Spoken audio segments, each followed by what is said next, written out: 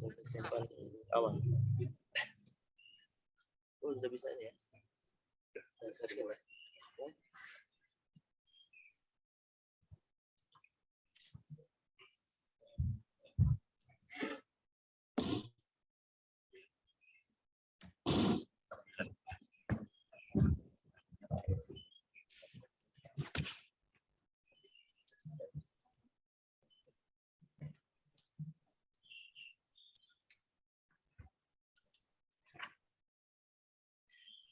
Bismillahirrahmanirrahim.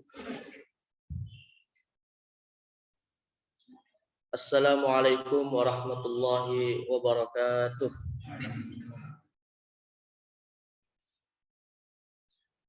Alhamdulillahirabbil alamin. Alhamdulillahilladzi khalaqal mauta wal hayata liyabluwakum ayyukum ahsanu amala. Wassalatu wassalamu ala man ba'atsahu rahmatan lil alamin. Sayyidina wa habibina wa qurrati a'yunina wa imamina wa qaidina wa maulana Muhammadin wa ala alihi wa sahabatihi wa man sara ala nahjihi wastanna bi sunnatihi ila yaumiddin, amma ba'd. Bishrah li sadri wa yassir li amri wahlul 'uqdatam min lisani yafqahu qawli. Allahumma 'allimna ma yanfa'una wanfa'na bima 'allamtana warzuqna 'ilman yanfa'una ya rabbal alamin. Bapak Ibu kaum muslimin, khususnya jamaah Masjid Al-Fauzin dan yang lebih khusus lagi hadratul muhtaramin, para tokoh masyarakat, alim ulama, pengurus masjid yang dimuliakan Allah Subhanahu wa taala. Alhamdulillah kita senantiasa bersyukur pada Allah Azza wa Jalla pada kesempatan di pagi hari yang penuh keberkahan ini, di bulan Muharram yang mulia. Kembali Allah Subhanahu wa taala memberikan kepada kita kesempatan dan taufik untuk bisa melaksanakan ibadah kepadanya, khususnya salat subuh berjamaah, dan insyaallah masih kita dalam kondisi mendapatkan pahala ibadah salat dengan duduknya kita di masjid yang mulia ini. Dan kita berharap mudah-mudahan setiap ibadah yang kita lakukan semua diterima oleh Allah Subhanahu wa taala, untuk kelak di hari akhir bisa menjadi wasilah untuk mendapatkan ridha dan mewarisi surga dari Allah Azza wa Jalla. Salawat bertasalam juga mari kita sampaikan kepada Sayyidil Mursalin Nabi Muhammad sallallahu alaihi wasallam, pada keluarga beliau, pada para sahabat ridwanullah alaihim, yang juga kita sama-sama berharap mudah-mudahan kelak di hari akhir dipertemukan dan disatukan dalam surga bersama dengan Nabi Muhammad sallallahu alaihi wasallam. Jamaah yang dimuliakan Allah Subhanahu wa taala, insyaallah pada kesempatan di pagi hari ini kita akan melanjutkan kajian seputar ilmu faraid atau ilmu seputar fikih waris, di mana hari ini kita memasuki pertemuan yang keempat. Tetapi pembahasan fikih waris yang akan kita kaji secara sistematis hari ini kita akan membahas persoalan poin yang ketiga seputar dasar-dasar ilmu waris, yaitu pembahasan tentang 3 rukunnya. Jadi poin yang ketiga seputar ketentuan terkait dengan rukun-rukun waris. Di mana pada pertemuan yang lalu kita sudah bahas bahwa rukun waris itu ada 3. Ya. Rukun di dalam pembagian harta waris itu ada 3. Yang pertama adalah adanya seseorang yang disebut pewaris. Dan pewaris ini adalah orang yang hartanya akan diberikan kepada pihak lain, ya, atau orang yang hartanya akan diserahkan kepada ahli warisnya. Ya. Yang kedua adalah pewaris ini tentunya memiliki harta. Maka rukun kedua seputar masalah harta waris, atau dalam bahasa Arab disebut dengan at-tarikah. Dan yang ketiga, ya, terminal terakhir dalam ketentuan waris adalah ketika harta ini dimiliki oleh seluruh ahli waris dengan syaratnya masing-masing. Ya. Maka rukun yang ketiga seputar ahli waris. Dan saya pernah sampaikan ya mas kalian di awal pertemuan ya, bahwa pembahasan seputar masalah waris jangan kita berpikir tentang hubungan secara khusus antara ayah dan anak, atau antara suami dan istri saja, atau karena persepsi kita Pak, biasanya yang namanya pewaris itu biasanya orang tua, ahli waris adalah anak, ya. Atau persepsi kita kadang mengatakan pewaris itu suami, yang menerima hak waris adalah istri. Enggak selalu seperti itu, ya.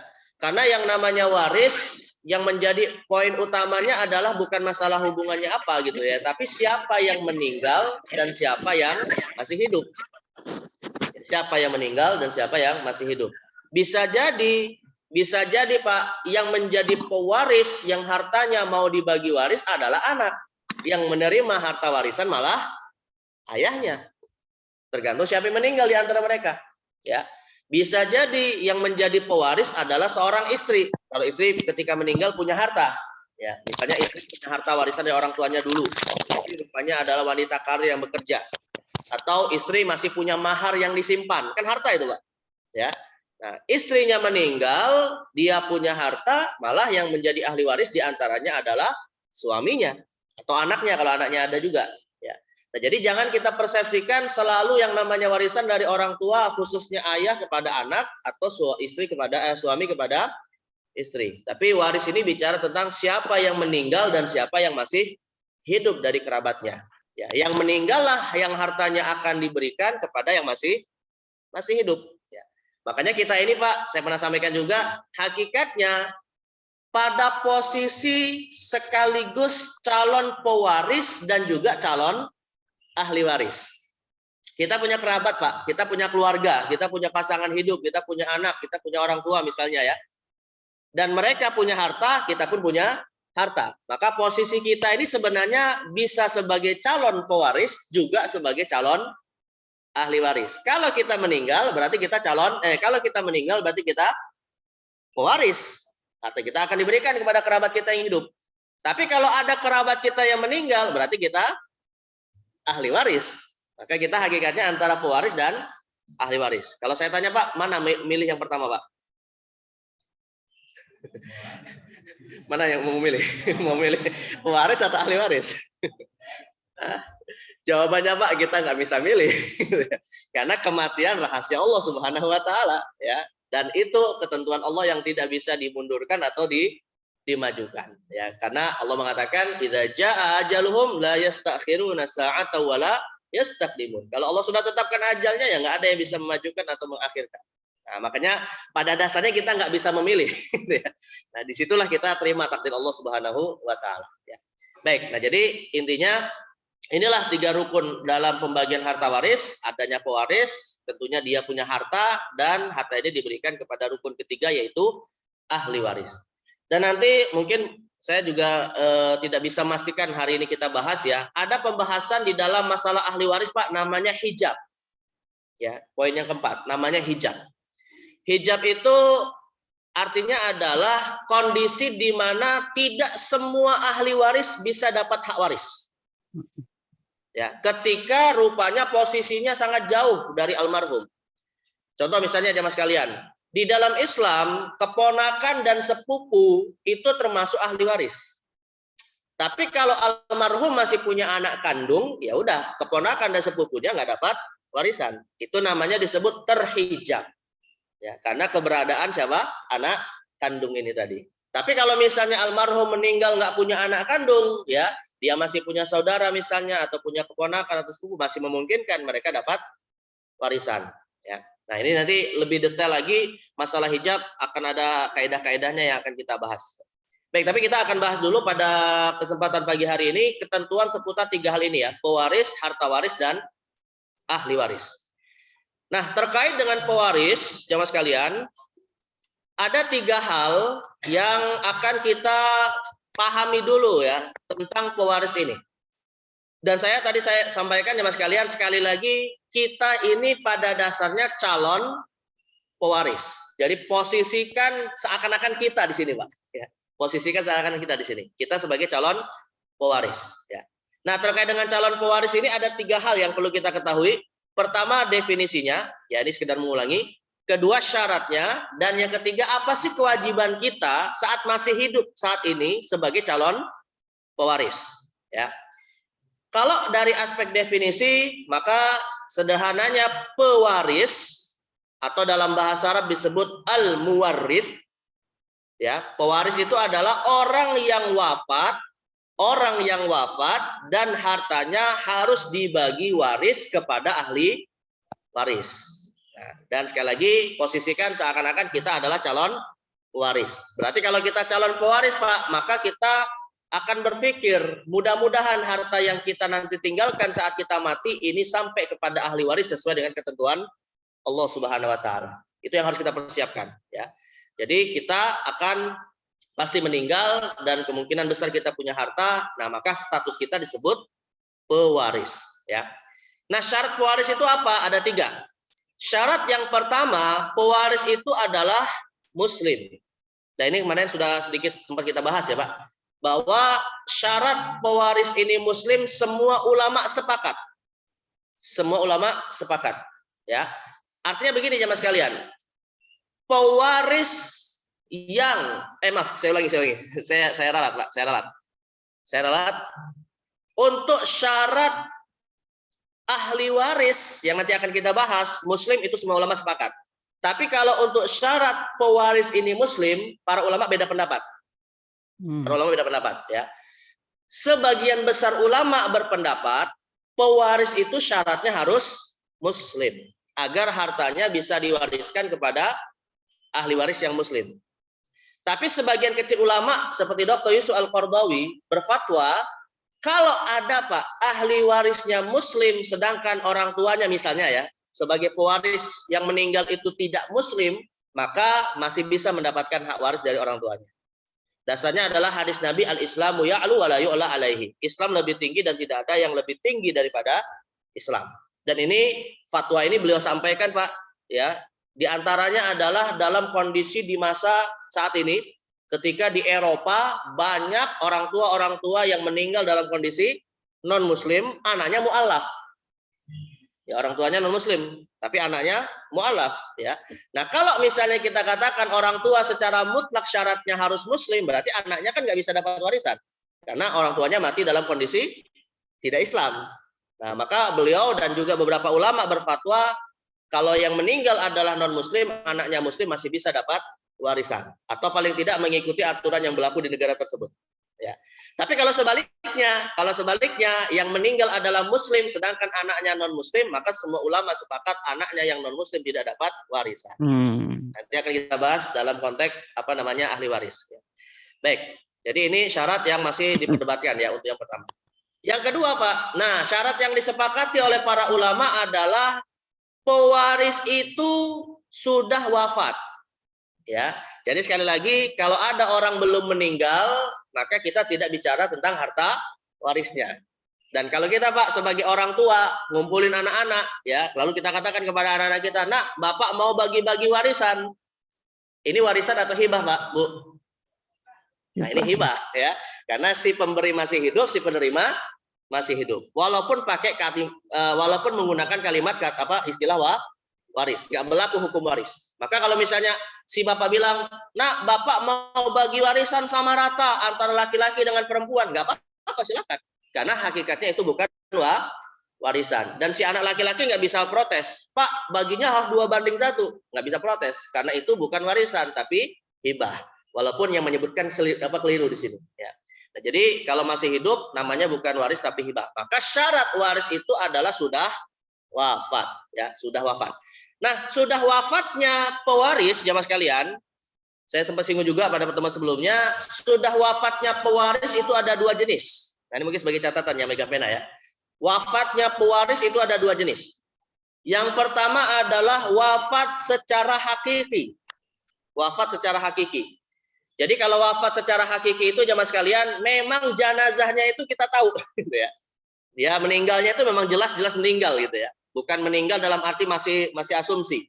Pasti dia sudah meninggal, kita lihat jenazahnya, dikuburkan dan seterusnya. Itu namanya disebut wafat secara hakiki. Tapi ada juga jamaah sekalian namanya wafat secara hukmi.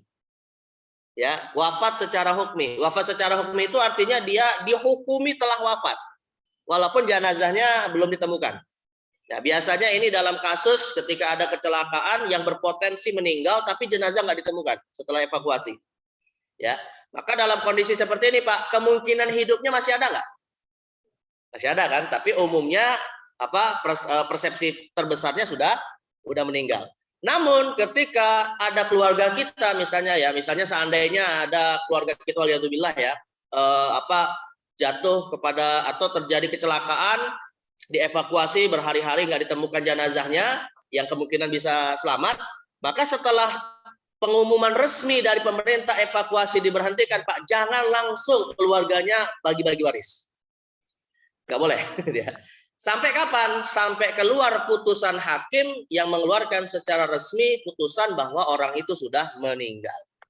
Nah, putusan hakim inilah yang kemudian disebut dengan wafat secara hukum. Ya, tapi bukan berdasarkan informasi evakuasi selesai, bukan ya. Tapi putusan resmi dari pengadilan. Jadi pengadilan mengeluarkan surat orang ini sudah dianggap meninggal, walaupun jenazahnya tidak ditemukan. Maka wafat hukum ini penting jemaah sekalian. Kenapa? Karena banyak hukum yang nanti akan terkait. Bukan hanya masalah waris, tapi juga masalah kalau yang diputuskan hakim meninggal adalah seorang suami misalnya, maka ini juga akan menjadi ketentuan bagi sang istri untuk memasuki masa iddah. Ya, nah masa iddah. Nah, setelah masa iddah selesai, kalau istrinya mau nikah ya silakan saja walaupun jenazah suaminya belum ketemu gitu ya. Tapi yang pernah saya sampaikan kemarin, Pak, kalau seandainya dia menikah, rupanya suaminya masih hidup. Sudah telanjur terjadi akad nikah. Nah, itu gimana? Masih ingat hukumnya? Jadi pas walimahan, suaminya masih hidup rupanya datang. Hah? Mana? Milih. Ada dua pendapat ya. Jangan langsung pendapat kedua. Ada pendapat yang pertama adalah nikah keduanya dibatalkan, dianggap tidak sah. Ya, karena tidak boleh seorang wanita melakukan poliandri. Ya. Tapi pendapat yang kedua mengatakan boleh sisi istri untuk melakukan pemilihan. Ya. Siapa yang mau dipilih antara dua orang suami yang sempat pernah menikahinya. Ya. Tapi tidak boleh yang ketiga, yaitu nggak boleh milih yang ketiga, milih semuanya. Nah, itu nggak boleh. Jadi hanya satu di antara dua ini. Baik. Nah, ini namanya disebut wafat secara hukmi. Ya. Dan yang ketiga, jemaah sekalian, punya harta. Punya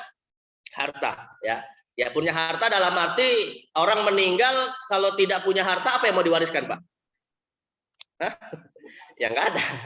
Ya, maka harus punya harta. Berapapun hartanya ya, nggak mesti hartanya banyak. Yang penting dia punya harta dan hartanya bisa diwariskan. Ya. Tapi kalau hutang bisa diwariskan nggak, Bapak sekalian? Ini nggak punya harta tapi malah punya hutang. Tapi termasuk harta, Pak, nanti akan kita bahas ya sebenarnya secara detail. Termasuk harta juga adalah harta yang tidak mesti dipegang saat meninggal. Bisa jadi ada orang yang meninggal itu punya piutang pada orang lain. Nah, itu juga termasuk harta waris. Ya, jadi seorang pernah punya piutang, artinya orang lain berhutang kepada almarhum gitu ya. Maka harta hutang yang kemudian itu milik almarhum itu bisa diwariskan kepada ahli waris juga.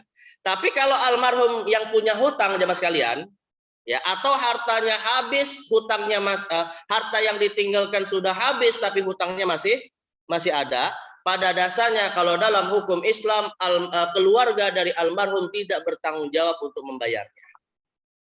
Tidak bertanggung jawab.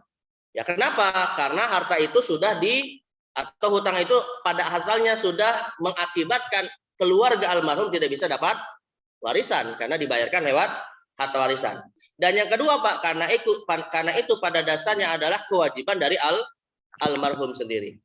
Ya, maka kalau seandainya pihak pemilik piutang ingin menuntut hak hutangnya, caranya adalah kalau dia percaya akhirat, Pak, ditagih di akhirat. Satu ya, ditagih di akhirat. Dan tidak bisa memaksa keluarganya. Tapi kalau ada keluarganya yang ingin membayar hutangnya, silakan, itu bagus. Termasuk bagian dari birrul walidain. Tapi nggak bisa dipaksa. Ya.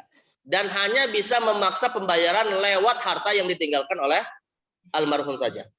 Tapi Pak, ada satu hal yang juga perlu dipahami oleh para pengurus lembaga zakat. Nah, ini yang kadang banyak lembaga zakat bisa jadi tidak mengetahuinya, Pak. Di antara 8 mustahik zakat, seperti disebutkan dalam surat Taubah adalah gharim. Gharim itu artinya apa, Pak? Orang yang berhutang. Maka kalau ada orang meninggal dia punya hutang, Pak, keluarganya nggak mau bayar hutangnya atau tidak mampu membayarkan hutangnya, sebenarnya ini salah satu kewajiban lembaga zakat. Karena almarhum ini punya hutang dan dia statusnya sebagai mustahik walaupun sudah meninggal, yang disebut dengan gharim. Malah saya katakan, Pak, gharim yang sudah meninggal lebih butuh dibayarkan hutangnya lewat zakat daripada gharim yang masih hidup. Karena gharim yang masih hidup masih bisa berupaya untuk mencari harta untuk membayarkan hutangnya. Lah gharim yang sudah meninggal gimana coba bayar hutangnya, Pak? Bisa nggak bayar hutangnya lewat mimpi? Bisa nggak bayar hutangnya nanti di akhirat? Ya nggak bisa. Ya, yang nanti dibayarkan di akhirat adalah amal solehnya. Maka selama dia kemudian atau belum hari kiamat terjadi, bisa dibayarkan lewat zakat. Nah, ini saya pikir lembaga zakat masih belum banyak berpikir tentang masalah orang meninggal punya hutang, gitu ya. Tapi ya dengan catatan juga punya punya bukti-bukti dia punya hutang dan seterusnya, gitu ya. Enggak semata-mata langsung minta kepada lembaga zakat untuk bayar hutangnya, enggak, gitu ya. Dan juga melihat kondisi kas dari lembaga zakat itu sendiri. Tapi intinya lembaga zakat juga hakikatnya harus peduli kepada saudara muslimnya yang meninggal punya hutang, karena mereka termasuk mustahik zakat. Baik, jadi syarat yang ketiga, almarhum ini punya harta. Nah, yang paling penting dari ini semua, Pak, ya kalau syaratnya sih standar ya, tapi yang paling penting ini, calon pewaris ya. Kita ini sebagai calon pewaris, apa sih kewajiban kita sebagai calon pewaris? Ya, karena semua kita adalah calon pewaris. Nah, kewajiban pertama bagi calon pewaris adalah belajar ilmu waris dan sekaligus mengajarkannya. Kita sebagai calon pewaris ini, Pak, sebenarnya berkewajiban untuk tahu bahwa Islam pun mengatur tentang masalah hukum waris. Ya, jadi jangan kita kemudian menganggap Islam nggak mengatur masalah waris, hanya mengatur masalah ibadah saja misalnya, atau mengatur masalah hal-hal yang sifatnya ritual, tidak. Tapi Islam juga mengatur cara membagi harta waris. Maka kalau kita tahu seperti itu, Pak, berarti kita berkewajiban untuk mempelajarinya. Dan alhamdulillah hari ini kita paling tidak minimal sudah memenuhi syarat yang pertama ini. Nah, kalau sudah kita pelajari, Pak, Rasul mengatakan apa? Ta'allamul fara'idha wa 'allimuha. Belajarlah ilmu waris dan ajarkanlah. Kita berkewajiban juga untuk mengajarkan, minimal kepada keluarga kita. Tapi mungkin kalau ada yang bertanya begini, Ustaz, ini saya belajar waris sudah beberapa kali tapi nggak paham-paham. Nah, kalau nggak paham kan berarti nggak bisa ngajarin juga, Pak, gitu ya. Gimana mau mengajar kalau dia sendiri nggak paham, gitu ya. Maka yang saya maksud, Pak, dengan belajar dan mengajarkan di sini minimal bisa menemukan tempat untuk bertanya. Ya, minimal. Jadi kalau misalnya nggak paham atau misalnya dia tidak tahu bagaimana cara menetapkannya, maka harus berkonsultasi kepada para ahli. Karena Allah mengatakan dalam Al-Qur'an, fas'alu ahla dzikri in kuntum la ta'lamun. Bertanyalah kepada ahlinya kalau kita tidak tahu. Dan yang kedua, Pak, minimal bukan hanya kita bertanya, ya, juga berwasiat kepada keluarga kita untuk kalau nanti kita meninggal, bagilah waris ini sesuai dengan hukum Islam. Makanya nih saya kasih catatan, Pak. Rasulullah SAW dan para ulama kita, Pak, mengajarkan kalau kita melakukan perjalanan jauh yang berpotensi ada kemungkinan kita meninggal, dianjurkan kita buat wasiat. Tapi di sini wasiatnya bukan wasiat harta, Pak, ya. Wasiat semacam pesan-pesan terakhir. Ya. Nah, misalnya apa, Pak? Misalnya kita mau melakukan perjalanan haji. Orang melakukan perjalanan haji punya potensi meninggal. Karena apalagi kalau sudah berumur yang cukup sepuh misalnya, Pak. Makanya jamaah haji yang meninggal kan banyak di sana, gitu ya. Karena dia harus melakukan gerakan-gerakan yang berat dan seterusnya. Atau misalnya kita melakukan perjalanan jauh, yang kata Nabi SAW, as-safaru nisful azab. Perjalanan itu setengah dari azab. Artinya potensi meninggalnya sangat besar. Apalagi di zaman terdahulu, Pak, ketika melewati padang pasir ada potensi dirampok, ada potensi macam-macam lah, gitu ya. Maka para ulama menganjurkan buat wasiat sebelum melakukan perjalanan.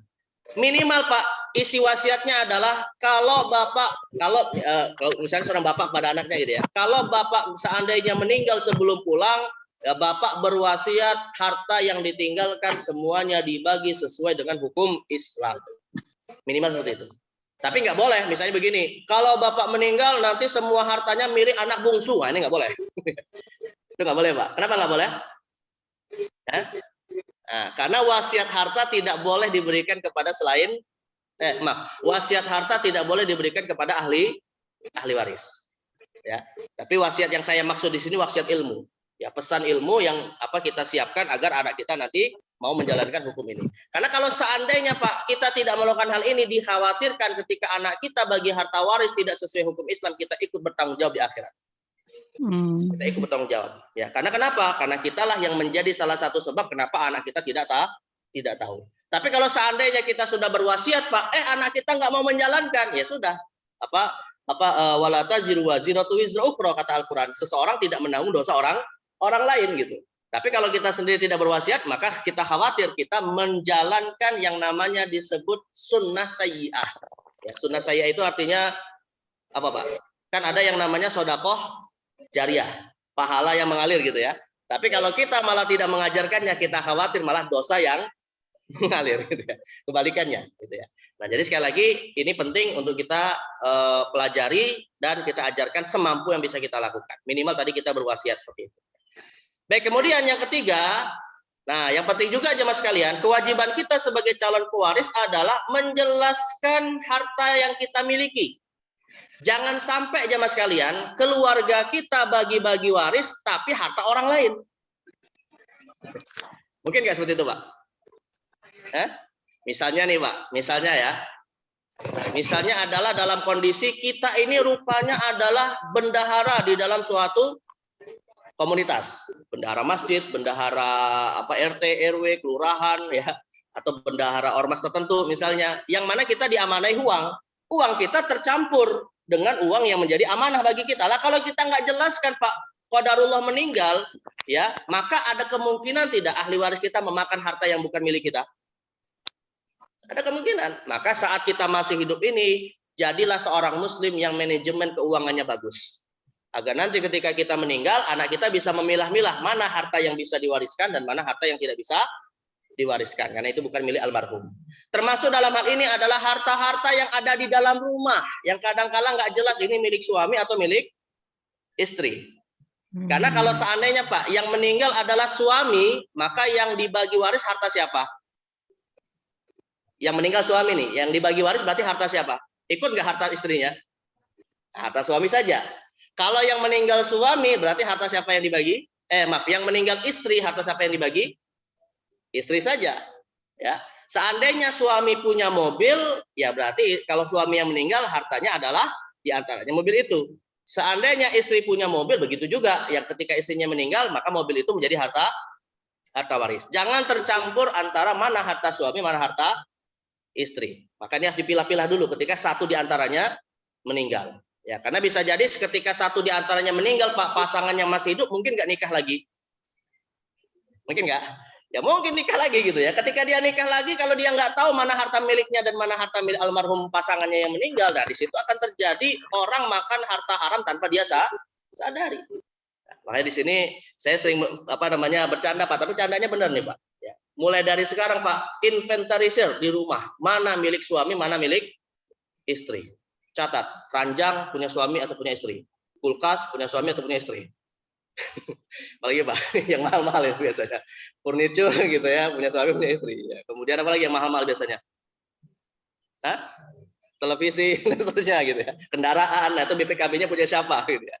Karena nanti kalau salah satunya meninggal, maka yang dibagi waris hanya milik yang meninggal. Ya. Perlu nggak Pak mencatat perabotan dapur? Sendok, piring, punya siapa? Ya sebenarnya sih jamaah sekalian, harta waris itu sebenarnya setiap harta yang punya nilai meskipun hanya nilainya kecil.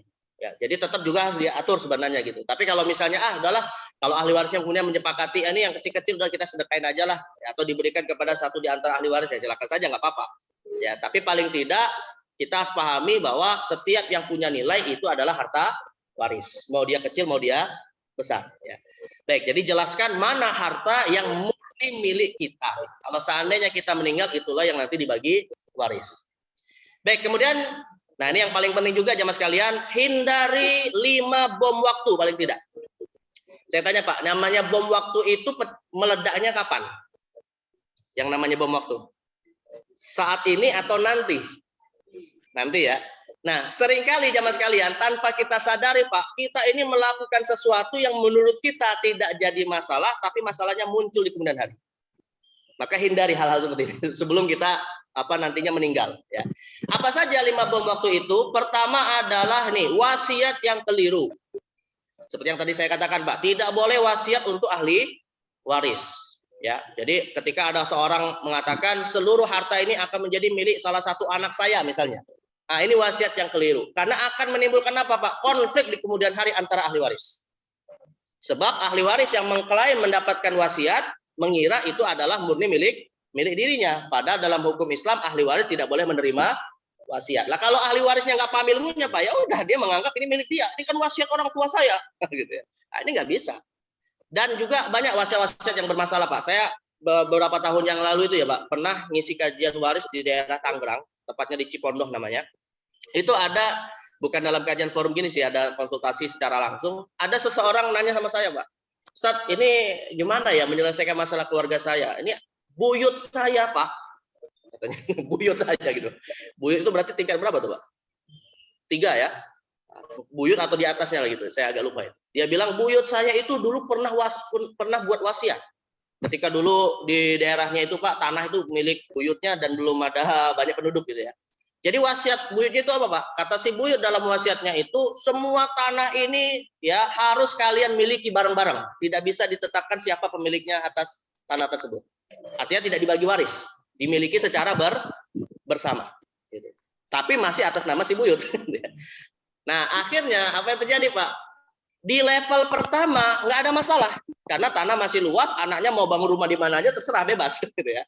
Level yang kedua, Pak, mulai ada yang menjual ya tanpa diketahui oleh keluarga yang lain, mulai ada pendatang baru dan seterusnya. Hingga pada level cicitnya tadi nanya, Pak, ini Ustaz, ya kita ini nggak jelas nih harta yang menjadi milik bapak saya yang mana? Mana yang punya paman saya, mana yang punya keponakan saya gitu. Gara-gara siapa yang menjadi sebabnya, Pak? Di sini. Ya, wasiat buyutnya tadi gitu.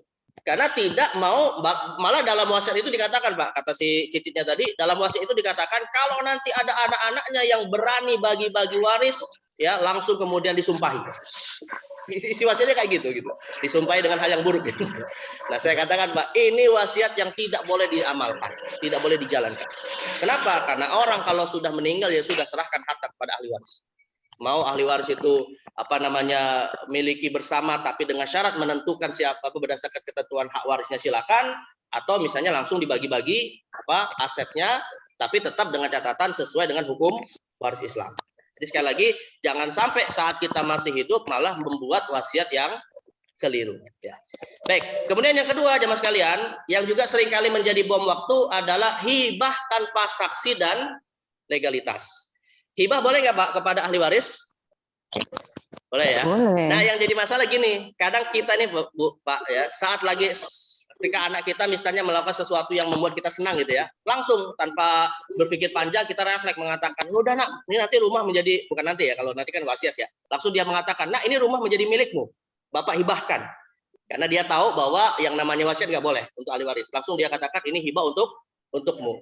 Tapi, Pak, anak-anaknya yang lain nggak tahu. Anak-anaknya nggak tahu. Tiba-tiba qadarullah besoknya meninggal.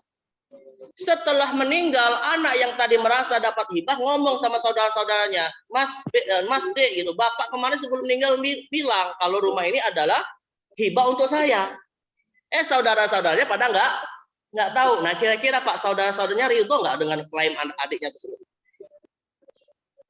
Ridho nggak dengan klaim salah satu saudaranya bahwa rumah itu misalnya, kalau apalagi rumah ini ada aset yang sangat besar nilainya gitu ya, ridho nggak kira-kira anak yang lain, Pak, terhadap klaim hibah tersebut? Ya, kemungkinan besar tidak ridho. Yang terjadi adalah konflik ya. Dan tentu yang tadi mengklaim hibah juga bisa jadi jujur, bisa jadi bohong, tergantung gitu ya. Dan kalau misalnya dibawa ke pengadilan, Pak, bisa jadi menang, bisa jadi kalah, tergantung buktinya apa. Tapi yang paling dikorbankan kalau sampai dibawa ke pengadilan silaturahim. Itu yang paling dikorbankan, Pak. Pasti saudara ini akan terjadi hubungan yang tidak baik dan bermusuhan. Gara-gara apa? Nah, yang jadi pertanyaan, Pak, dalam kasus yang tadi saya sebutkan, yang menjadi sebab masalahnya siapa sebenarnya? Sholat dulu. Orang tua yang tadi hibah tidak langsung menjelaskan kepada seluruh anak dan ahli warisnya. Ya. Atau tadi paling tidak, kalaupun misalnya tidak semua anaknya bisa hadir, kalau dia ingin hibah, cari saksi yang jujur dan legalkan sesuai dengan aturan yang ada. Biar nanti ketika ada yang mengklaim dia dapat hibah, paling tidak dia punya bukti-buktinya. Nah, seperti itu. Jadi jangan sampai kita membuat hibah tanpa ada saksi dan legalitas sehingga menjadi masalah di kemudian hari. Ya. Termasuk dalam masalah ini Pak, kalau kita mewakafkan harta kita misalnya untuk bangun masjid, saat kita masih hidup legalkan. Karena kalau misalnya kita meninggal belum dilegalkan Pak, berapa banyak ahli waris menggugat masjid yang masih menjadi harta waris. Nah, ini juga masalah, ya, ini masalah. Tapi masjid ini sudah wakaf Pak? Belum. Kalau belum wakaf, selesaikan wakafnya Pak. Karena kita nggak tahu dia apa setelah kita nanti di masa anak kita, cicit kita, cucu kita nggak tahu nanti status masjidnya apa. Nah, jadi selama kita masih hidup, masih ada saksi-saksi, masih ada aturan yang bisa diikuti. Nah, itu laksanakan. Kemudian yang ketiga, jemaah sekalian, termasuk bom waktu juga adalah berhutang diam-diam. Nah, ini orang tua berhutang, tapi nggak ngomong-ngomong sama ahli warisnya. Ini juga jadi masalah, Pak. Ya, ketika kita punya hutang, sekaligus tentunya kita punya harta, tapi kita tidak menginformasikan hutang kita kepada anak kita misalnya, lantas qadarullah kita meninggal, bisa jadi Pak, awalnya setelah meninggal kan anaknya bersedih. Tapi setelah bersedih, ya, berangsur-angsur sedihnya hilang, dan akhirnya ketika bicara warisan mulai senang lagi. Ya, akhirnya mulai lihat oh ini bapak punya harta ini, ya kita bagi waris seterusnya. Tiba-tiba Pak, setiap hari datang debt collector. Gara-gara orang tuanya tidak ngasih tahu. Setiap hari datang orang menagih hutang. Kira-kira Pak, seawalnya ketika mau bagi-bagi waris senang, tapi rupanya harta warisnya habis untuk bayar hutang, yang terjadi apa? Doain orang tuanya atau laknat orang tuanya Pak? Yang terjadi khawatirnya malah bukan mendoakan kebaikan, tapi malah bapak ini. Nah, ini kan masalah gitu. Gara-gara kita berhutang diam. Tapi paling tidak Pak, kalau kita punya hutang kita sampaikan, sekaligus kita punya harta juga kita sampaikan, dan ketika kita meninggal, anak kita bisa tahu dan menimbang-nimbang berapa hutang si bapak, berapa hutang ayahnya, berapa harta ayah yang ditinggalkan. Disitulah mereka bisa mengatur. Ya, dan sisanya nanti kalau misalnya masih ada ya sudah bagi waris. Atau kalau hutangnya rupanya lebih banyak, paling tidak mereka sudah bersiap untuk mencari solusi. Nah, kalau kita kemudian punya hutang nggak menyampaikan, maka ini akan menjadi masalah di kemudian hari. Ya. Jadi kalau kita berhutang nggak usah malu sama keturunan keluarga kita Pak. Omongkan saja apa adanya kepada istri kita, kepada suami kita, kepada anak kita, nggak ada masalah ya. Karena kita nggak tahu setelah kita berhutang apakah masih hidup atau meninggal. Ya. Nah, jadi jangan sampai diam-diam. Yang keempat adalah harta yang samar-samar. Ini juga harus diperjelas. Ya, harta yang samar-samar ini biasanya Pak kadang adalah harta yang legalitasnya belum selesai. Kita misalnya bertransaksi untuk melakukan jual beli atas tanah yang masih dalam proses akad. Nah, maka bisa nggak ada kemungkinan nggak jemaah sekalian, di tengah proses akad itu terjadi kita meninggal? Mungkin nggak? Mungkin itu kan. Nah, maka saat kita masih dalam proses itu Pak, jelaskan kepada keturunan kita, kalau saya misalnya sebagai bapak sedang dalam proses beli tanah. Nantinya kalau kita meninggal ya diteruskan oleh anak kita. Tapi kalau itu tidak disampaikan, dikhawatirkan anak kita menganggap itu tanahnya atau bukan gitu ya. Dan kalau misalnya belum diselesaikan ya bisa saja diambil orang lain atau dianggap itu menjadi milik bapaknya padahal belum sepenuhnya milik bapaknya. Nah, jadi jangan sampai meninggalkan harta yang masih belum jelas juga statusnya ya. Baik, kemudian yang berikutnya jemaah sekalian. Nah, ini seperti yang tadi saya sebutkan sebelumnya ya. Legalitas harta yang masih bermasalah. Ya, sama seperti yang tadi saya sebutkan, misalnya kita beli tanah tapi belum jelas legalitasnya. Nah, maka ini juga harus diperjelas agar nanti keturunan kita mau bisa membagi harta itu dengan sempurna. Ya. Dan yang terakhir, ini penting nih, khususnya bagi para suami, yaitu istri kedua dan seterusnya yang dinikahi umumnya secara sirri. Ini bom waktu. Kalau ibu-ibu enggak, ini untuk suami nih. Ada nggak Pak, seorang suami nikah dengan istri kedua, istri pertamanya nggak tahu? Banyak, banyak ya. Nah biasanya ya, kalau misalnya istrinya pertama nggak tahu Pak, istri pertamanya nggak tahu nih ya, suaminya meninggal, tiba-tiba datang seorang wanita bawa anak, ngaku sebagai istrinya, ikut mau dapat warisan. Nah istri pertama kira-kira mau bagi warisan nggak? Kan ya pasti kalau suaminya meninggal kan hartanya yang megang siapa? istrinya kan, istri pertamanya kan, surat tanahnya lah, apalah gitu, rumahnya yang menguasai kan istri pertama biasanya gitu ya. Tiba-tiba datang seorang wanita ngaku-ngaku dia sebagai istri almarhum. Nah, kira-kira istri pertama mau nggak bagi warisan? Ya kemungkinan besar nggak mau gitu. Nah, tapi kalau misalnya begini Pak, kalau istri pertama nggak mau bagi warisan, yang dosa siapa? Suami atau ibu? Suami atau ibu? Ada dua kemungkinan Bu, ada dua kemungkinan.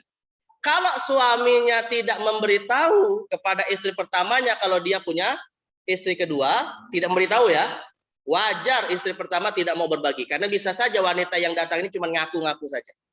Bisa jadi, ya karena kebetulan ada orang meninggal diakui sebagai suaminya biar bisa dapat warisan. Maka istri yang seperti ini nggak berdosa, karena dia nggak tahu, gitu ya.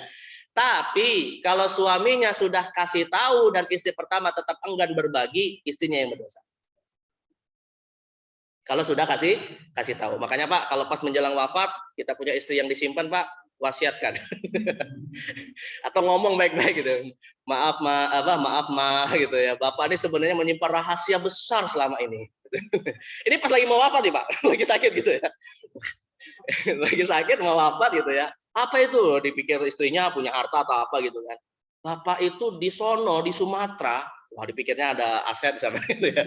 Di Sumatera sana itu gitu ya. Bapak ada istri gitu.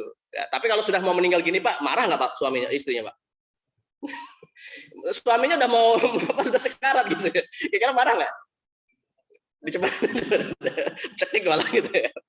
Nah, makanya kalau mau menikah ya sebaiknya nggak usah sirri. Dan memang dalam hukum negara kita Pak, seorang laki-laki yang nikah dengan istri yang kedua disyaratkan harus mendapatkan surat izin dari istri pertama. Nah, disinilah pentingnya kita musyawarah ya. Tapi ya kadang-kala banyak laki-laki mengatakan Pak, minta maaf lebih mudah daripada minta izin. Nah, ini yang jadi masalah gitu Pak. Tapi ini nggak benar nih, ungkapannya nggak benar gitu Pak ya.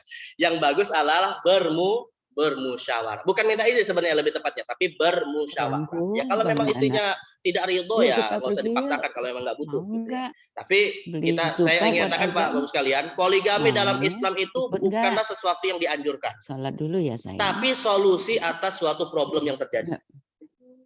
Ya, artinya kalau misalnya seorang suami atau misalnya begini, ada peperangan, banyak wanita janda, maka di situ jadi solusi seorang laki-laki yang mampu berpoligami untuk berpoligami. Tapi kalau misalnya dengan satu istri saja dia sudah cukup, ya tidak ada kebutuhan dengan istri yang lain dan seterusnya, maka Islam malah menganjurkan satu saja sudah cukup. Karena kenapa? Berpoligami potensi zalimnya lebih besar daripada tidak berpoligami. Muncul masalah-masalah seperti ini. Jadi saya ingin tegaskan kepada kita semua Pak, ya Bu, ibu-ibu juga nih harus paham ya, poligami bukan yang diharamkan dalam Islam, tapi juga tidak dianjurkan. Ya, tidak diharamkan juga tidak dianjurkan gitu ya. Tapi dia solusi atas suatu masalah yang terjadi. Maka kalau yang namanya solusi Pak sifatnya kasuistik. Ya tidak berlaku umum. Ya sifatnya kasuistik. Kalau memang ada kasus yang membutuhkan ya dipakai. Tapi kalau tidak ya sebaiknya sudah tidak usah dipakai. Seperti itu. Baik, ini biar kita juga tidak menjudge buruk orang-orang yang berpoligami dan yang menganggap atau tidak mau berpoligami. Dua-duanya baik. Baik, ini terkait dengan siapa pewaris ya. Masih ada waktunya Pak ya? Berapa menit lagi? 2 menit lagi? Oh, sure. Lanjut aja ya. Nah, yang kedua, mungkin saya tutup di sini Pak ya. Mudah-mudahan ini bisa kita selesaikan. Yang kedua adalah ketentuan seputar harta waris ya. Ketentuan seputar harta waris. Sebenarnya nanti kalau bicara tentang ahli waris masih ada sebagian tentang masalah hijab bisa kita gabungkan. Maka kita hari ini mungkin akan bahas pewaris dan harta waris. Nah, untuk harta waris jamaah sekalian, kita sebagai calon pewaris punya harta, pastikan harta itu sebagai harta waris memenuhi 4 syarat. Atau kita sebagai ahli waris saat mau bagi warisan, pastikan harta yang mau diwariskan kepada kita itu memenuhi 4 syarat. Syarat yang pertama, harta itu bersifat halal dan tidak dalam proses sengketa. Selesaikan sengketanya kalau masih dipersengketakan dengan pihak lain, oleh ahli waris tentunya ya kalau pewaris sudah meninggal. Tapi yang penting juga jamaah sekalian, harta itu harus dari sumber yang halal. Nah, saya ingin mengatakan begini Pak, harta yang didapat dari sumber yang haram itu tidak boleh diwariskan kepada ahli waris. Karena itu termasuk mewariskan dosa kepada mereka. Tapi kalau kita telanjur dapat harta dari jalan yang haram, harta yang haram itu ada dua, jemaah sekalian. Harta yang haram itu ada dua. Pertama adalah harta haram yang itu memang milik orang lain yang jelas, misalnya seperti hasil pencurian. Maka harta haram yang seperti ini wajib dikembalikan kepada yang punya. Ya. Tapi ada juga jemaah sekalian, harta yang haram tapi yang punyanya nggak jelas. Misalnya nih, mohon maaf ya Pak ya. Misalnya kita ikut pendapat Majelis Ulama Indonesia yang mengatakan bunga bank adalah riba. Kita punya deposit di bank-bank konvensional. Lalu kita hitung-hitung antara uang yang kita tabung, ya rupanya ada kelebihan. Nah kelebihan itu kan termasuk apa?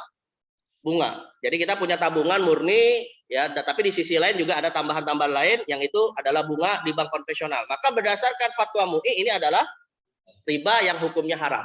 Nah, harta yang seperti ini jemaah sekalian jangan diberikan ke bank lagi. Kalau diberikan ke bank dipakai untuk kredit lagi, gitu ya. Nah, kita ikut bertanggung jawab juga. Tapi yang kita lakukan apa Pak atas harta seperti ini? Disedekahkan. Disedekahkan. Ya, jadi kita hanya boleh ambil pokok harta kita, adapun kelebihannya yang bersifat ribawi, maka ini kita sedekahkan dan tidak bisa diwariskan kepada ahli waris. Tapi kalau di bank syariah Pak, maka kelebihannya itu akadnya mudharabah atau bagi hasil, maka boleh kita miliki. Ya. Ini saya bicara dalam konteks bank konvensional. Kalau kita meyakini bahwa bunga bank itu adalah riba berdasarkan fatwa MUI. Walaupun saya tidak mengingkari Pak, ada pendapat lain yang mengatakan bahwa bank itu tidak riba bunganya. Ya. Ini ada perdebatan di antara ulama. Tapi MUI memfatwakan bunga bank konvensional termasuk riba. Nah, maka yang seperti ini kewajiban kita bukan diwariskan tapi disedekahkan. Ya. Sedekahnya untuk apa? Intinya untuk fasilitas umum aja Pak. Mau jalan, mau bangun toilet masjid silakan nggak apa-apa. Yang penting bukan bangun masjidnya. Ya, bangun untuk fasilitas penunjang kegiatan di masjid. Nah, itu silakan nggak ada masalah. Baik, kemudian yang kedua, syarat harta waris itu jamaah sekalian dimiliki selagi masih hidup. Artinya Pak, kalau ada harta dinisbatkan kepada almarhum tapi datangnya setelah meninggal, hakikatnya bukan harta waris. Misalnya apa? Seperti santunan, uang pensiun atau klaim asuransi. Nah, sekarang coba kita lihat satu-satu Pak. Kita punya tradisi di masyarakat itu ya. Kalau ada orang meninggal, kadang ada baskom ya. Ada nggak di sini tradisi gitu Pak? Ada orang meninggal, ada baskom depan rumah, orang mau sedekah gitu ya, kasih santunan. Nah, uang yang tadi disantunkan, ya nggak mesti baskom sih Pak, bisa transfer, bisa. Nah, uang-uang seperti ini tadi, itu harta waris atau bukan? Itu bukan harta waris. Kenapa? Karena baru datang setelah orang ini meninggal. Lantas itu harta apa? Jatuhnya itu sedekah untuk keluarga almarhum. Jatuhnya sedekah untuk keluarga almarhum. Maka keluarga almarhum ingin menggunakan harta itu untuk keperluan apa saja, nggak ada masalah. Tidak mesti dibagi dengan ketentuan waris. Jadi mau dipakai untuk pengurusan jenazah silakan, dipakai untuk kalau tradisi masyarakat kita misalnya ada tahlilannya ya silakan ya, atau misalnya dipakai untuk untuk sedekah atas nama almarhum ya silakan. Ya intinya bebas, tidak harus dia terikat dengan hukum waris ya. Begitu juga dengan uang pensiun Pak. Nah tapi uang pensiun ini saya perlu perjelas juga ya, di negeri kita uang pensiun itu ada dua jenis biasanya Pak. Ada uang pensiun yang diambil dari gaji, ada uang pensiun yang merupakan santunan tempat kita bekerja. Mungkin nggak seperti itu Pak? Kalau uang pensiun itu hakikatnya pemotongan gaji kita itu harta waris. Itu harta waris. Karena itu milik kita saat masih hidup. Tapi kalau uang pensiun itu adalah santunan dari perusahaan, maka ini sedekah sama seperti yang pertama. Bisa dibayar Pak? Nanti masalah jenis sistemnya apa ya, tergantung lihat saja kondisi perusahaannya masing-masing. Tapi intinya biasanya ada dua uang pensiun seperti ini ya. Dan yang ketiga, klaim asuransi. Nah, klaim asuransi ini agak sedikit bermasalah nih Pak. Umumnya dan juga difatwakan oleh Majelis Ulama Indonesia, asuransi ada dua jenis. Ada asuransi konvensional, asuransi tijari, ada asuransi tabarruk yang niatnya tujuannya untuk sosial. Kalau kita atau ketika satu di antara keluarga kita meninggal, turun klaim asuransi, kalau sumbernya dari asuransi konvensional, Pak ya, maka hanya diambil nominal premi yang dibayar saja sebagai harta waris. Misalnya selama bertahun-tahun premi yang sudah dibayarkan anggaplah 100 juta. Turun klaim asuransinya 200 juta misalnya. Maka 100 juta itu adalah harta waris dan 100 juta yang lain sama seperti bunga bank itu disedekahkan. Ini kalau kita bicara asuransi konvensional. Tapi kalau asuransinya asuransi syariah, Pak, ya, yang akadnya sosial, maka klaim asuransi itu statusnya santunan untuk keluarga almarhum. Nah, kalau santunan dibagi waris atau tidak? Hah? Tidak dibagi waris. Tapi tergantung keluarga almarhum mau menggunakan untuk apa. Mau bagi sama rata kepada mereka silakan saja, karena ini termasuk santunan. Artinya santunan dari siapa, Pak? Dari perusahaan asuransi atau dari sesama pemilik polis asuransi? Hah? Apa? Santunan dari sesama pemilik polis asuransi. Bukannya perusahaan ya, karena ini asuransi tabaru itu sebenarnya kita saling sedekah kepada sesama pemilik polis ini. Alhamdulillah. Ya. Kalau kita ingin mengambil pendapat bahwa asuransi ada dua, Pak, ya, asuransi konvensional, asuransi syariah. Tapi saya tidak mengingkari, Pak, ada pendapat yang mengatakan semua jenis asuransi halal. Sebagaimana ada juga yang berpendapat semua jenis asuransi adalah haram. Kalau yang berpendapat semua jenis asuransi adalah haram, berarti hanya diambil nominal preminya saja, sisanya disedekahkan. Tapi bagi yang berpendapat semua jenis asuransi adalah halal, apapun bentuk asuransinya, maka semuanya menjadi santunan. Tapi kalau saya pribadi lebih cenderung pada pendapat asuransi dilihat dari aspek dua ini tadi. Apakah dia dikelola oleh asuransi konvensional atau dikelola oleh asuransi syariah. Tapi intinya ada yang sebagian ahli harta waris, ada sebagian santunan. Tapi ini kaidah dasarnya adalah selama dimiliki selagi hidup itu harta waris, tapi kalau dinisbatkan kepada almarhum setelah meninggal hakikatnya bukan harta waris. Ya, walaupun itu nanti dimiliki keluarganya. Baik, kemudian yang ketiga jamaah sekalian, tidak tercampur dengan harta pihak lain. Misalnya seperti antara harta suami dan istri, seperti yang tadi saya sempat singgung ya. Jadi kalau suami meninggal ya sudah, yang dibagi hanya harta suami saja. Jangan harta istri ikut-ikutan juga dibagi waris. Sebaliknya begitu. Kalau yang meninggal adalah istri, yang dibagi hanya harta istri saja. Harta suami ya tetap milik suami yang masih hidup gitu. Tapi harta istri lah yang nanti akan dibagi waris dan seterusnya seperti itu. Atau partner bisnis ya. Misalnya kita punya saham di suatu perusahaan, maka yang dibagi waris hanya saham yang kita miliki saja saat kita meninggal. Ada pun saham orang lain ya itu tetap milik orang lain, jangan dibagi waris ya. Maka dipastikan saat meninggal itu yang murni milik kita saja. Dan yang terakhir, dan ini yang penting jamaah sekalian, sudah dikeluarkan 3 hal. Ya, harta waris itu adalah terminal terakhir. Terminal terakhir untuk diberikan kepada ahli waris, tapi pastikan dulu 3 hal. Pertama, dari harta almarhum keluarkan dulu untuk pengurusan biaya jenazah. Biaya jenazah berarti yang menanggung siapa, Pak? Biaya pengurusan jenazah yang menanggung siapa? Harta almarhum. Ya digunakan oleh ahli waris, tapi diambil dari harta almarhum, bukan harta keluarga, bukan harta ahli waris, tapi diambil dari harta almarhum. Ya, pengurusan jenazah. Yang kedua adalah hutang kepada Allah dan manusia. Nah, kalau hutang kepada manusia jelas, tapi yang seringkali kita lupa, Pak, ada hutang kepada Allah. Apa maksud hutang kepada Allah? Almarhum sebelum meninggal misalnya punya kewajiban kafarat, tunaikan dulu kafaratnya. Almarhum sebelum meninggal rupanya sudah ada kewajiban zakat yang belum ditunaikan. Misalnya zakatnya jatuh tempo pada bulan Muharram, meninggalnya bulan Safar, tapi belum dibayarkan. Nah, maka sebelum dibagi waris, tunaikan dulu kewajiban zakatnya. Almarhum misalnya punya hutang puasa Ramadan, ya, karena sebab dia sudah sepuh misalnya, maka kewajibannya apa?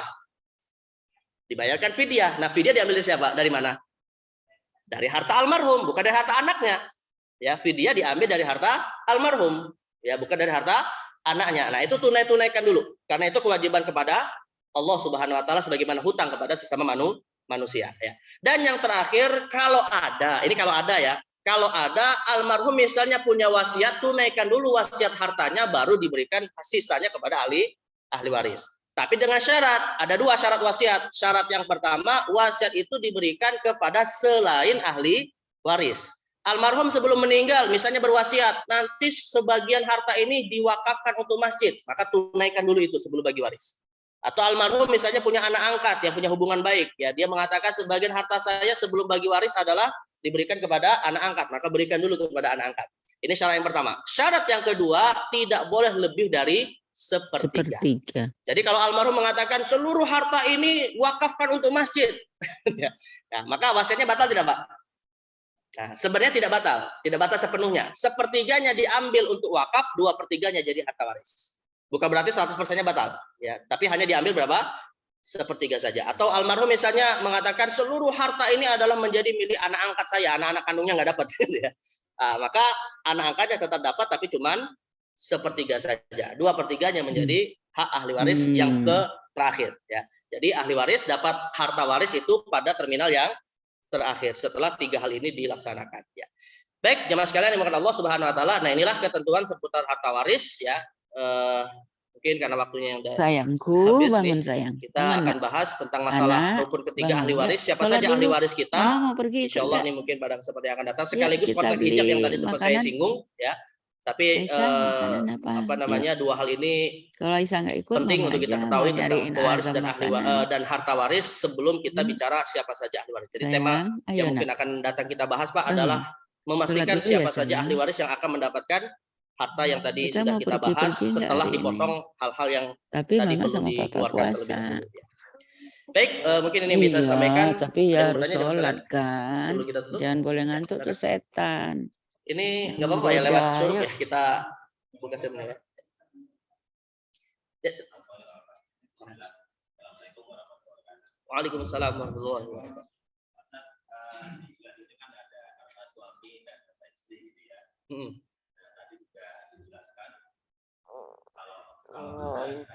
Ayo sayangku, bangunlah, duduk dulu ya Nak. Nah. Ya.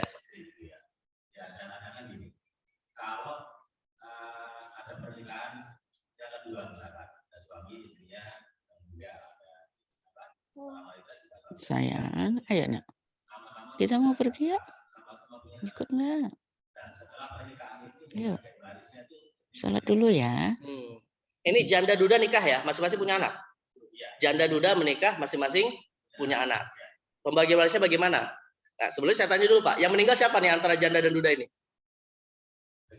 Yang meninggal siapa antara janda dan duda ini? Atau yang meninggal pasangan masing-masing? Oh, berarti janda dudanya masih hidup ya? Oh, baik. Ini kalau maksud saya nanti kalau satu di antara mereka juga meninggal nanti ada ketentuan lain gitu ya. Tapi ini bicara tentang pasangan masing-masing yang meninggal ya. Oke. Cukup Pak. Baik. Jadi jawabannya begini Pak. Si duda ya yang masih hidup berarti suaminya ya, maka dia mendapatkan harta waris dari almarhumah istrinya. Cuman berapa? Kalau misalnya punya anak berarti dia hanya dapat 1/4. 3/4-nya milik anaknya. Si duda. Sedangkan si janda yang suaminya meninggal sebelumnya, itu kalau dia juga punya anak hanya dapat 1/8. Anaknya dapat 7/8. Lah sampai sini Pak. Jadi anaknya dari si duda dapat 3/4, anak si janda dapat 7/8. Nah, ini untuk harta yang mereka dapatkan masing-masing dari pasangan sebelumnya. Ya. Nah, setelah mereka kemudian nikah lagi, yaitu harta mereka 1/4-nya harta suami plus harta dia sendiri, 1/8-nya harta istri plus harta dirinya sendiri ya milik mereka, tidak lagi dinisbatkan kepada pasangan sebelumnya. Tapi dengan catatan ada hak anak yang tadi harus tertunaikan. Kalau anaknya masih kecil, jatuhnya anak yatim. 7/8 itu hak anak yatim yang harus dikelola oleh ibunya. 3/4 adalah harta anak yatim yang dikelola oleh ayahnya. Kalau ayah dan ibunya tidak paham tentang masalah ini, Pak, lalu dia memakan harta anaknya tanpa dia tahu itu adalah hak dari anaknya, jatuh makan harta anak yatim. Walaupun orang tua sendiri. Itu jelas Pak ya. Nah, jadi masing-masing dapat. Nah, setelah kemudian mereka dapat, misalnya nih saya tambahkan satu di antaranya meninggal, si duda meninggal misalnya ya. Seandainya nanti si duda meninggal, maka setelah si duda meninggal yang menjadi ahli waris jelas adalah istri keduanya ya dan anak yang lahir dari pernikahan itu. Adapun anak bawaan, anak tiri bukan ahli waris. Anak bawaan dari istrinya sebelumnya ya itu bukan ahli waris. Jadi anak yang dapat harta waris dari pernikahan janda duda ini tadi hanyalah anak yang lahir dari pernikahan kedua saja. Kalau seandainya punya anak.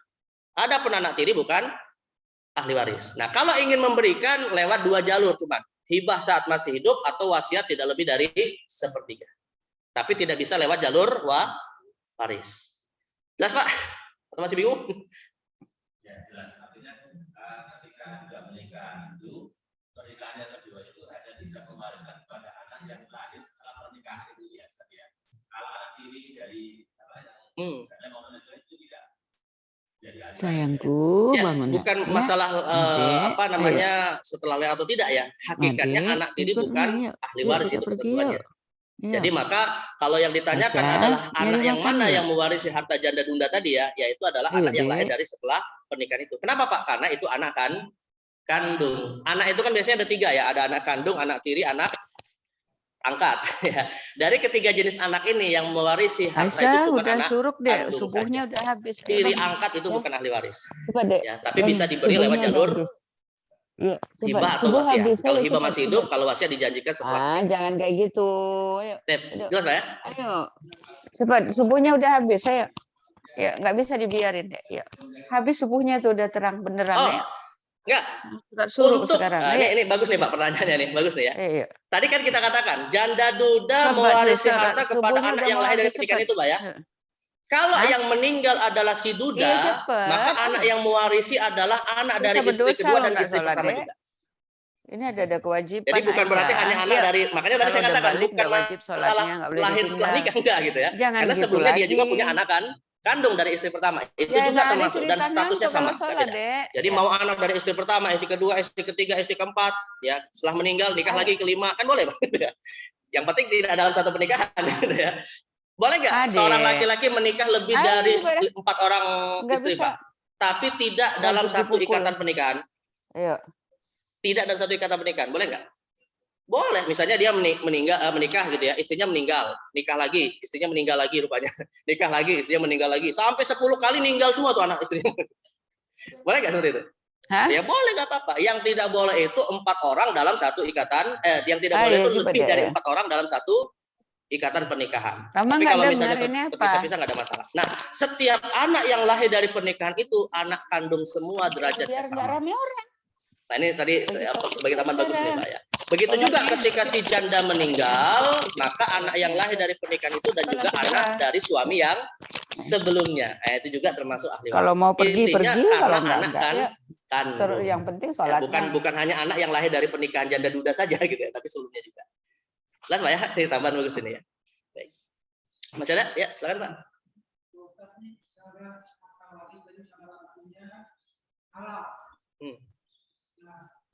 Apakah dari hasil korupsi misalnya itu masuk waris? Ini ada syarat tadi halal kan? Ya, betul. Terus yang kedua, hak paten. Oh, Paten itu kan hak cipta ya? Haki ya. Ini apakah juga termasuk dari waris? Ya. Semua banyak dari pertanyaan tapi termasuk. Oh, baik. Jelas Pak, harta hasil korupsi itu jelas harta haram ya.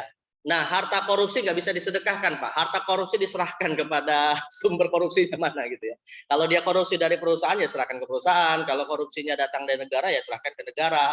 Ya, dan itu suatu kewajiban di dunia. Kalau misalnya tidak dilakukan ya nanti pasti dituntut di akhirat karena itu harta haram. Jadi harta korupsi jelas itu haram hukumnya. Enggak ada persoalan Pak. Mau dia agamawan ataupun orang berakal saja walaupun nggak agamis pasti paham korupsi adalah harta haram gitu ya, tanpa kita melihat agama gitu ya. Nah, jadi harta korupsi itu haram dan harus dikembalikan kepada yang terkait. Nah, bagaimana kalau seandainya begini Pak? Maafnya kita takut gitu ya. Kalau saya kembalikan wah bisa kena kasus gitu ya. Ya, kalau kita khawatir seperti ini Pak, sebenarnya kita sedang mempersiapkan kondisi di akhir itu apa yang menjadi pilihan kita. Itu kan pilihan bagi kita Pak. Ya, kita kembalikan tapi kita dihukum di dunia tapi kita selamat di akhirat, atau tidak kita kembalikan namun nanti di akhirat kita bertanggungjawabkan. Nah, itu pilihan bagi kita. Ya, dan pilihan apapun akan kita pertanggungjawabkan nanti. Nah, itu satu. Dan yang kedua, nah ini yang paling penting juga Pak. Bagaimana kalau orang yang meninggal ini punya harta korupsi? Ya, ini kita tidak bicara pewarisnya nih. Sekarang kita bicara ahli warisnya. Jadi almarhum bapaknya ini misalnya dulunya koruptor misalnya gitu ya. Meninggal, tapi anak-anaknya nggak tahu Pak kalau itu hartanya harta korupsi. Maka bagaimana status hartanya Pak? Nah, status hartanya itu halal bagi anak-anaknya. Kenapa? Karena anaknya tidak tahu. Wala yukallifullahu nafsan illa wus'aha. Nggak bisa dibebankan gimana dia harus memilah itu korupsi atau bukan kan dia nggak tahu. Tapi kalau anak-anaknya tahu Pak, rupanya bapaknya dulu pernah korupsi dan dia diketahui mana harta korupsinya, ya jelas anaknya tidak boleh mewarisi, harus dikembalikan kepada negara atau perusahaan. Malah bagusnya Pak menurut saya nih Pak ya, kalau kita bukan bagusnya sih menurut saya ini bukan bagus ya, tapi alternatif ketiga. Kalau kita khawatir dihukum di dunia, mungkin karena nama baik dan lain-lain, tapi juga kita nggak mau di akhirat bermasalah gitu ya, buat wasiat. buat wasiat. Isi wasiatnya apa? Beritahukan kepada anaknya setelah meninggal, sekian harta ini korupsi semua. Nah kalau kita meninggal Pak, ya selesai urusan kita di dunia gitu ya. Tapi harta itu tetap dikembalikan kepada negara. Misalnya, Pak, ini saya ngajarin yang bagus apa enggak? yang bagusnya kan kita serahkan dan kita tanggung jawab gitu kan, itu yang paling bagus gitu ya. Tapi kalau masih aduh saya khawatir nama baik keluarga saya dan seterusnya ya kan, karena korupsi negara kita kan buruk lah namanya gitu ya, maka paling tidak minimal kita wasiatkan. Di dalam wasiat itu kita jelaskan mana harta yang murni halal milik kita dan mana harta yang sayang haram. coba Ya nanti anak-anaknya lah yang beli kemudian apa pakai baju ini aja ya. menyerahkan. Anak-anak kan nggak ikut tanggung jawab, Masa nggak ganti ikut baju. dihukum ya oleh negara gitu kan. Tapi tetap dikembalikan nggak kepada negara. Dan itu paling tidak minimal Baju meringankan bagus. Yuk, beban pakai. orang tuanya nanti di akhirat. Karena dia sudah menginformasikan. Tapi Ya. kalau anaknya tetap ngeyel, Pak, enggak ini bawa harta waris. Ya udah yang dosa siapa? Ya anaknya. Udah tahu haram kok tetap diwariskan gitu ya. Nah, itu. Jelas Pak ya? Nah, intinya nggak boleh harta korupsi itu diwariskan. Masih ada cuma satunya aja, Pak. Apa? Oh, hak cipta, Pak. Hak cipta ya. Hak cipta itu, Pak, di zaman sekarang itu termasuk suatu yang memiliki nilai harta. Ya, suatu yang memiliki nilai harta. Maka hak cipta termasuk yang bisa diwariskan. Bisa diwariskan. Artinya nanti kalau seandainya Bapak punya suatu produk ya yang kemudian memiliki hak cipta dan setiap yang menggunakannya terus memberikan royalti, maka royalti ini kalau kita meninggal Pak menjadi hak ahli waris. Dan ahli waris menerimanya sesuai dengan persentase penerima.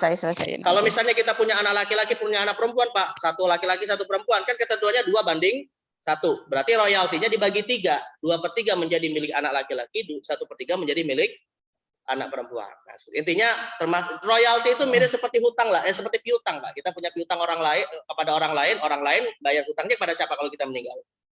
Pada ahli waris. Ya. Intinya yang namanya harta waris setiap hal yang memiliki nilai harta. Ya, mau datangnya saat almarhum meninggal ataupun setelah meninggal, selama itu didapatkan saat almarhum masih hidup. Karena haki termasuk yang kita dapatkan saat kita masih hidup. Ya begitu Pak. Ya. Oh, di kolom chat ada pertanyaan. Baik, kita baca dulu. Ayo sayangku, cepat. Assalamualaikum, Ustaz menanyakan tentang waris, bagaimana hukumnya jika pewaris yang meninggal lebih dulu? Ya jelas Pak, pewaris meninggal lebih dulu. kalau nggak meninggal lebih dulu bukan pewaris namanya ya. Tapi belum sempat menitipkan pesan tentang warisnya, namun demikian salah satu anak tertua yang menjadi ahli waris meninggal dahulu juga. Kemudian anak ketiga yang perempuan membagi-bagikan warisan tersebut kepada anak ahli waris yang ditinggalkan, karena anak yang kedua yang lagi sudah meninggal juga. Yang pertama meninggal, terus yang keempat di luar negeri yang karena tidak mau berurusan dengan warisan tersebut, jadi yang membagikan hanya anak ketiga yang perempuan dan beliau membagikan mungkin perasaan beliau yang ini untuk misalnya tanah yang sawah, ceritanya. Untuk yang lagi kebun di ujung sana, untuk yang perempuan bagaimana hasil keputusan tersebut secara hukum? Terima kasih. Sebagai catatan, anak ketiga yang perempuan tersebut juga merupakan anak yang alim dari suaminya yang alim. Dan pimpinan pesantren lagi yang seperti itu, artinya mengetahui banyak mungkin tentang ilmu waris ya. Ini untuk sugesti Pak. Untuk memberikan tambahan. Jadi begini, pertama yang saya ingin tegaskan dulu Pak, yang namanya ahli waris tidak ada urusan dengan ilmu, kesolehan dan seterusnya. Ahli waris itu hanya dilihat dari agamanya, dia muslim. Ya, itu syarat sebenarnya kita bahas nanti. Dan yang kedua, dia masih hidup saat almarhum meninggal. Masalah ahli waris itu durhaka, Pak. Selama dia masih muslim, tetap berhak mendapatkan warisan. Ada anak ya, nggak pernah silaturahim bertahun-tahun jadi Bang Toyib. Ya, nggak pernah pulang, gitu Pak ya. Dapat informasi bapaknya meninggal, balik kampung, Pak. Dapat warisan nggak? Dapat warisan. Masalah dia durhaka itu urusan dia sama Allah nanti di akhirat. Ya. Tapi hak dia sebagai ahli waris tetap harus diberikan. Nah, ini nggak melihat dari sisi itu ya.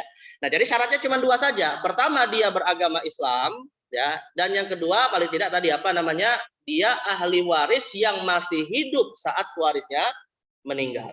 Jadi kalau misalnya berdasarkan cerita ini, misalnya nih ya, anak pertamanya meninggal tahun 2000, bapaknya meninggal tahun 2001 misalnya. Nah, maka anak pertamanya gugur hak warisnya.